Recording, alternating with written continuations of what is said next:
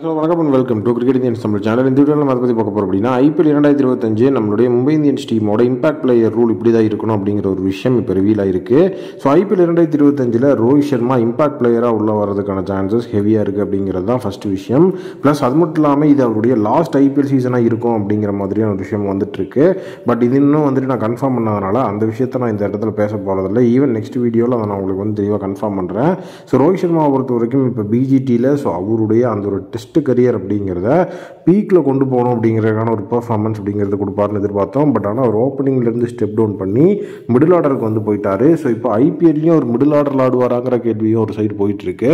So அந்த நிலையில் தான் ரோஹித் சர்மாவை இந்த டைம் இம்பாக்ட் பிளேயராக உள்ளே கொண்டு வரலாம் அப்படிங்கிற ஒரு பிளானை வச்சு அவங்க காய் நகர்த்திட்டு இருக்காங்க. காரணம் அவர் வந்து கேப்டன்சி அப்படிங்கிறத கொடுத்ததுக்கப்புறமாவே ஐபிஎல்ல அவருடைய அந்த ஒரு பேட்டிங் அப்படிங்கிறதுல நிறையவே மாற்றங்கள் இருந்தது. ஸோ அவருக்கு எந்த விதமான ப்ரெஷரும் இல்லாமல் ஃப்ரீயாக வந்து ஆடணும் அப்படிங்கிறது தான் இந்த வருஷம் ஐபிஎல் அப்படிங்கிறதுல வந்துட்டு அவருடைய அந்த ஒரு கோட்பாட்டாக இருக்குது. ஸோ அப்படி இருக்கும்போது ஸோ இப்போ ரோஹித் சர்மா வந்துட்டு ஜஸ்ட் இம்பாக்ட் பிளேயராக வந்து அவருடைய பேட்டிங் மட்டும் ஆட்டு போனால் போதும் அப்படிங்கிற விஷயம் பேசப்படுது. இதுக்கு முன்னாடி இந்த மாதிரியான விஷயங்கள் நடந்திருக்கானா ஆர்சிபியோட கேப்டன் ஃபாஃப் டு பிளஸே இந்த மாதிரி தான் இருந்திருக்கிறாரு. ஸோ அவர் இன்ஜுரி அப்படிங்கிற அந்த ஒரு விஷயத்தில் இருந்தப்போ ஸோ அவர் வந்துட்டு ஜஸ்ட் உள்ளே வந்து பார்த்தீங்க அப்படின்னா பேட்டிங் மட்டும் தான் ஆட்டு போவார் இம்பாக்ட் பிளேயராக.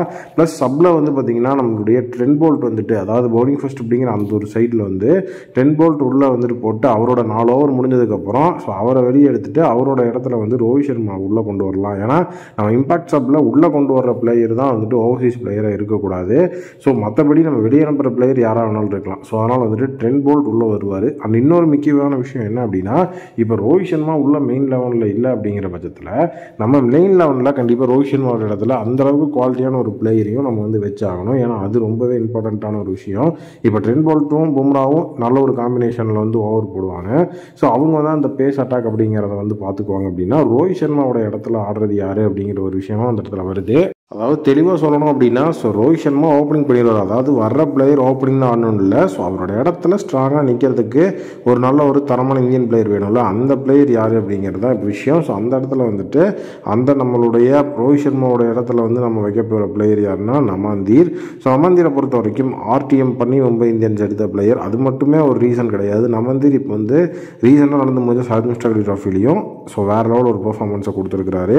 ஸோ நாட் ஓன்லி அவர் வந்து பார்த்தீங்கன்னா ஒரு பேட்ஸ்மனாக மட்டுமே அந்த இடத்துல பெர்ஃபார்ம் பண்ணல, ஆல்ரவுண்டராக தான் அந்த இடத்துல வந்து நமந்தீர் வந்து பெர்ஃபார்ம் பண்ணியிருக்கிறாரு. ஸோ அவரால் இப்போ வந்து ஓவரும் போடக்கூடிய அப்படிங்கிற அந்த ஒரு எபிலிட்டியும் உள்ளே வந்திருக்கு. ஸோ அதுதான் மெயின். ஏன்னா இப்போ நம்ம நமந்தீர் உள்ளே இருந்தார் அப்படின்னா நமக்கு ஒரு எக்ஸ்பேக்டர் அப்படிங்கிற விஷயம் இருக்கும். ஏன்னா அவர் வந்து நம்ம வந்து ஓவர் வாங்கிக்கலாம் அவர் வச்சு. ஸோ நீட்டாக வந்து பார்த்திங்கன்னா நமக்கு ஓவரும் போட்டு கொடுத்துருவார். எஃபிஷியண்ட்டாக வந்துட்டு நம்மளுடைய பேட்டிங் அப்படிங்கிறதுக்கும் அவர் ஸ்ட்ராங்காக இருக்குது. இப்போ ரோஹித் சர்மாவோட பேட்டிங் ரோல் அப்படிங்கிறது ஓப்பனிங் தான். ஸோ அதே மாதிரி நமந்தீரை வந்துட்டு எந்த இடத்துல வேணாலும் நம்ம ஸ்டார்ட் பண்ண முடியும். நீங்கள் ஃபினிஷிங் வரைக்கும் கூட அவர் எப்படி வேணாலும் ஸ்டார்ட் பண்ண முடியும். எல்லா இடத்துலையுமே டீசெண்டாக ஒரு ரன் அப்படிங்கிறது நமக்கு அடிச்சு கொடுப்பாரு. ஸோ அதனால் மும்பை இந்தியன்ஸோட இம்பாக்ட் பிளேயர் சப் அப்படின்னு வந்து பார்க்கும்போது so Rohit Sharma Trent Boult அப்படிங்கிறவங்க இம்பாக்ட் சப்பாக இருந்துட்டு ஸோ ரோஹித் சர்மாவோட மெயின் பிளேயிங் லெவன் இடத்துல நமந்தீர் உள்ள வந்து அந்த இடத்துல வந்துட்டு ஃபில் பண்ணி ஸோ எம்ஐயோட பிளேயிங் லெவனை கம்ப்ளீட் பண்ணுற மாதிரியான விஷயம் தான் இப்போ போயிட்டு இருக்குது. ஸோ எந்த அளவுக்கு ஒர்க் அவுட் ஆகும் நீங்கள் நினைக்கிறீங்க அப்படிங்கிறத கமெண்ட்டில் சொல்லுங்கள்.